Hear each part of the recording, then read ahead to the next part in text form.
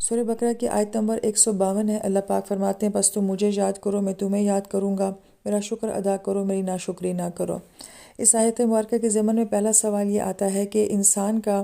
اللہ تعالیٰ کو یاد کرنا اور اللہ تعالیٰ کا اپنے بندے کو یاد کرنا یہ کیا معنی رکھتا ہے؟ تو اس کا ایک معنی جو بیان کیا جاتا ہے وہ یہ کہ انسان اپنے اللہ کو ایسے یاد کرتا ہے کہ جب وہ اللہ تعالیٰ کی اطاعت کرتا ہے، اس کے کسی حکم کو مانتا ہے، جب وہ حلال کو حلال سمجھتا ہے، حرام کو حرام سمجھتا ہے، تو گویا کہ اس کی زندگی میں جب بھی کوئی ایسا موقع آتا ہے جہاں وہ اللہ کا کوئی بھی حکم مان رہا ہوتا ہے تو گویا کہ وہ اس وقت اللہ تعالیٰ کو یاد کر رہا ہوتا ہے۔ اور پھر اس کے جواب میں اللہ پاک اس کو کیسے یاد کرتے ہیں؟ تو اللہ تعالیٰ اس کو ثواب اور مغفرت کے ذریعے یاد کرتے ہیں۔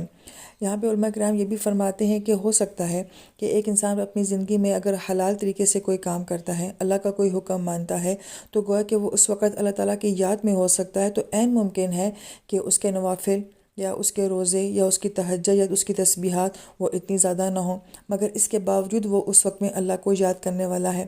اور یہ بھی عین ممکن ہے کہ کسی انسان کی نمازیں، تسبیحات، تہجد تو بہت زیادہ ہو، لیکن اگر وہ کسی وقت میں اللہ کا کوئی حکم نہیں مان رہا ہے تو گویا کہ اس وقت وہ اللہ تعالیٰ کی یاد میں نہیں ہے۔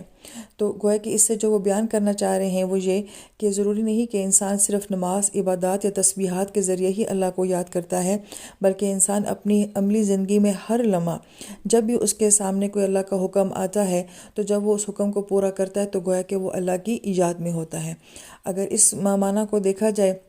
تو اس کا مطلب ہے کہ اللہ کی یاد کے لیے کوئی مخصوص جگہ نہیں ہوتی، مخصوص حالات نہیں ہوتے، مخصوص عبادات نہیں ہوتی، انسان ہر لمحہ اللہ کی یاد میں رہ سکتا ہے۔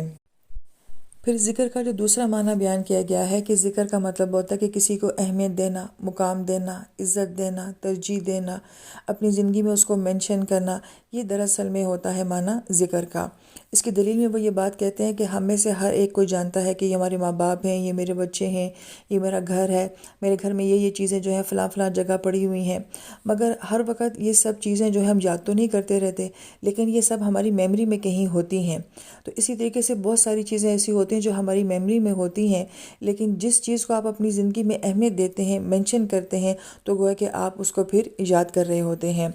اسی سے وہ یہ نقطہ بھی بیان کرتے ہیں کہ بھول جانا جو ہوتا ہے وہ ایک طرح کی کمی اور نقص ہوتا ہے، اور یاد کرنے کے لیے بھول جانا ضروری ہوتا ہے۔ ظاہر بات ہے جب کوئی آپ کو بھولے گا تبھی تو آپ یاد کریں گے۔ چلے انسان تو بھول سکتا ہے، لیکن اللہ تعالیٰ کی ذات کے لیے تو ہم یہ بات نہیں کہہ سکتے کہ اللہ پاک یاد کرتے ہیں، تو کیا اللہ پاک بھول جاتے ہیں؟ پھر اس لیے اللہ پاک ہمیں یاد کرتے ہیں۔ لہٰذا اس سے بھی وہ یہ معنی بیان کرتے ہیں کہ یاد کرنے کا مطلب یہی ہوتا ہے کہ اللہ تعالیٰ بھی اس بندے کو کیا کرتے ہیں؟ عزت دیتے ہیں، مقام دیتے ہیں، اس کو ترجیح دیتے ہیں، تو یہ اللہ تعالیٰ کا یاد کرنا ہو جاتا ہے۔ تو لہٰذا اب یہ آیت مبارکہ ہمیں یہ کہتی ہے کہ اللہ ہم سے کہہ رہے ہیں کہ تم مجھے اپنی زندگی میں مقام دو، اپنی زندگی میں ترجیح دو۔ اور انسان یہ مقام و ترجیح کیسے دیتا ہے؟ کہ اللہ کی بات کو آگے رکھتا ہے، اللہ تعالیٰ کی بات کو اہمیت دیتا ہے، تو گویا کہ انسان اللہ تعالیٰ کو یاد کرتا ہے۔ پھر اللہ پاک کیسے بندے کو یاد کرتے ہیں؟ جیسے اللہ پاک نے موسیٰ علیہ السلام کو یاد کیا، انہیں کلیم اللہ بنا دیا۔ ابھی کتنے بڑے اعزاز کی بات ہے کہ اللہ نے ان کو اپنی ذات کے ساتھ کلام کا جو ہے وہ شرف دیا۔ اور پھر اللہ پاک نے نبی علیہ السلام کے لیے فرمایا وَرَفَعْنَا لَكَ ذِكْرَكَ کہ آپ کا ذکر ہم نے بلند کر دیا ہے۔ تو ہر کلمے میں، اذان میں، نماز میں نبی علیہ السلام کا نام ہے، قرآن میں نبی علیہ السلام کی سیرت ہے، تو گویا کہ نبی علیہ السلام کو قرآن میں یاد کیا جا رہا ہے۔ تو اللہ تعالیٰ کا بندے کو یاد کرنے کا معاملہ کیا ہوتا ہے کہ اللہ اس بندے کو عزت دے دیتے ہیں، مقام دیتے ہیں۔ لہٰذا انسان جب اپنی زندگی میں اللہ تعالیٰ کو اہمیت دیتا ہے تو اللہ پاک بھی اس کو اہمیت دیتے ہیں، اور جب انسان اللہ تعالیٰ کو نظر انداز کرتا ہے تو اللہ تعالیٰ بھی اس کو نظر انداز کرتے ہیں۔ جیسے قرآن پاک میں ایک اور جگہ آتا ہے کہ ان لوگوں نے اللہ تعالیٰ کو بھلا دیا تو اللہ تعالیٰ نے ان کو بھلا دیا۔ تو علماء کرام یہ فرماتے ہیں کہ یہاں پہ جب انسان اللہ تعالیٰ کو نظر انداز کرتا ہے تو اللہ تعالیٰ بندے کو کیسے بھلاتے ہیں کہ وہ لوگ اللہ تعالیٰ کی نظروں میں گر جاتے ہیں، ان لوگوں کی کوئی اہمیت جو ہے وہ اللہ تعالیٰ کی نگاہوں میں نہیں رہتی ہے۔ تیسرا معنی جو ذکر کا بیان کیا جاتا ہے وہ جیسے کہ ہمارے عام مفہوم میں ہوتا ہے کہ ہمیں جب کوئی یاد آتا ہے تو ہم اس کا تذکرہ کرتے ہیں، اس کا نام لیتے ہیں۔ جیسا کہ حدیث پاک میں بھی آتا ہے کہ جب انسان اللہ تعالیٰ کو یاد کرتا ہے تو اللہ تعالیٰ آسمان میں فرشتوں کی مجلس میں اس کا نام لے کے اس کو یاد کرتے ہیں۔ تو گویا کہ دنیا میں جب کبھی کسی مجلس میں یا تنہائی میں جب انسان اپنے رب کو تذکرہ کرتا ہے، اس کا نام لیتا ہے، تو گویا کہ آسمانوں سے اس کا رسپانس یہ آتا ہے کہ آسمانوں میں بھی اس شخص کا نام لیا جاتا ہے۔ ابو عثمان رحمہ اللہ تعالیٰ فرمایا کرتے تھے کہ میں جانتا ہوں جب اللہ تعالیٰ ہمیں یاد کرتے ہیں۔ تو لوگوں نے پوچھا آپ کو کیسے معلوم؟ انہوں نے کہا کہ جب مومن اللہ تعالیٰ کو یاد کرتا ہے تو اس وقت اللہ تعالیٰ بھی اسی وقت میں اس بندے کو یاد کر رہے ہوتے ہیں۔ بڑی گہری بات ہے، بڑی پیاری بات ہے کہ جس وقت میں اللہ کو یاد کر رہی ہوتی ہوں، سیم اسی وقت میں آسمانوں میں اللہ بھی مجھے یاد کر رہے ہوتے ہیں۔ اللہ پاک ہمیں اس بات کی توفیق دے کہ ہم اپنی تنہائیوں میں اور اپنی مجلسوں میں اللہ پاک کو یاد کریں، اللہ پاک کے تذکرے کریں انشاءاللہ۔ پھر علماء کرام دو بہت ہی خوبصورت مثالوں کو بیان کرتے ہیں کہ قرآن کی ایک آیت ہے کہ فیہ ذکرکم، کہ اس قرآن میں تمہارا ذکر ہے، اور وہاں پہ بھی جو ہے وہ ذکر کا لفظ استعمال کیا گیا ہے۔ تو علماء کرام فرماتے ہیں کہ گویا کہ قرآن جو ہے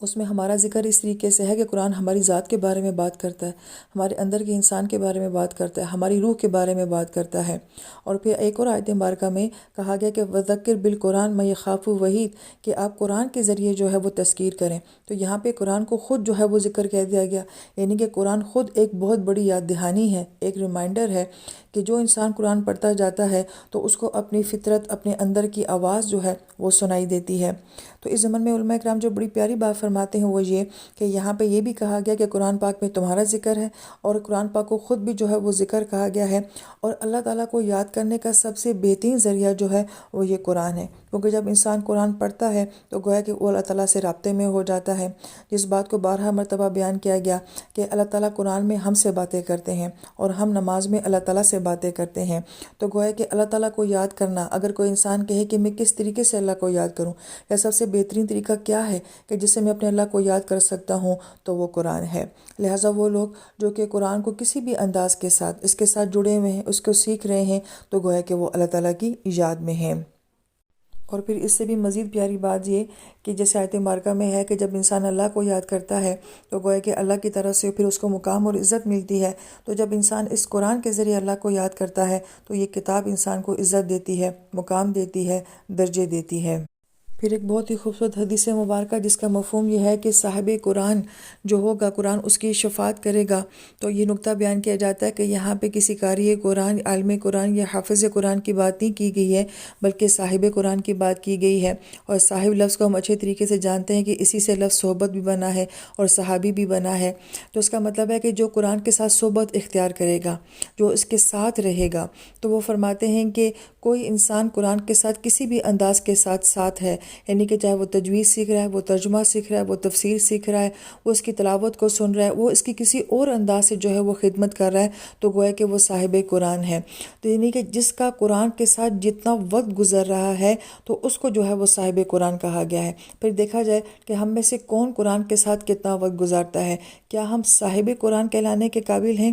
ہم صحابی تو نہیں ہو سکتے، لیکن کیا ہم صاحب قرآن ہیں؟ اگر تو ہم صاحب قرآن ہیں تو الحمدللہ یہ جو آپ اتنی دیر یہ آڈیو سنتے رہتے ہیں، پھر وہ میری بہنیں جو اس کو لکھتی بھی رہتی ہیں، ان کا کتنا وقت اس کو لگتا ہوگا لکھنے میں، تو گویا کہ وہ ہم قرآن کی صحبت میں وقت گزار رہے ہوتے ہیں۔ اللہ تعالیٰ کی ذات سے امید ہے انشاءاللہ تعالیٰ یہ صحبت جو ہے ہمیں قرآن کی شفاعت ضرور دلوائے گی۔ پھر اس کے بعد ایک اور خوبصورت نقطہ جو بیان کیا جاتا ہے کہ انسان کی سفارش کرنے والی بہت ساری چیزیں جو ہمیں بتائی گئی ہیں کہ ماں باپ بھی سفارش کر سکتے ہیں، اولاد بھی کر سکتے ہیں، حافظ بھی کر سکتے ہیں، عالم بھی کر سکتا ہے، آپ کی کوئی نیکی، کوئی صدقہ جس کو آپ نے زندگی میں ایک دفعہ پانی پلایا ہوگا وہ بھی جو ہے وہ آپ کی شفاعت کر سکتا ہے۔ لیکن جو اہم بات کہی گئی وہ یہ کہ یہ سب اللہ تعالیٰ کی مخلوق ہیں، اور مخلوق اس وقت تک جو ہے وہ سفارش نہیں کر سکے کہ جب تک اللہ پاک کی طرف سے اجازت نہیں ملے گی۔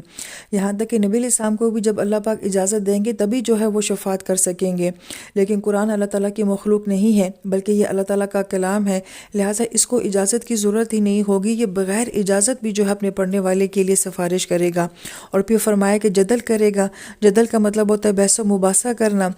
اور وہ اس انداز میں ہوگا کہ انسان کے نامہ اعمال میں بہت ساری کمی کوتاہیاں گناہ ہوں گے، لیکن قرآن جدل کرے گا کہ اللہ تعالیٰ یہ مجھے پڑھنے والا تھا، یہ مجھے لکھنے والا تھا، یہ مجھے یاد کرنے والا تھا، یہ میرے بارے میں باتیں کرنے والا تھا، لہٰذا وہ جدل کرتے کرتے اپنے صاحب کو جو ہے وہ جنت میں لے جائے گا۔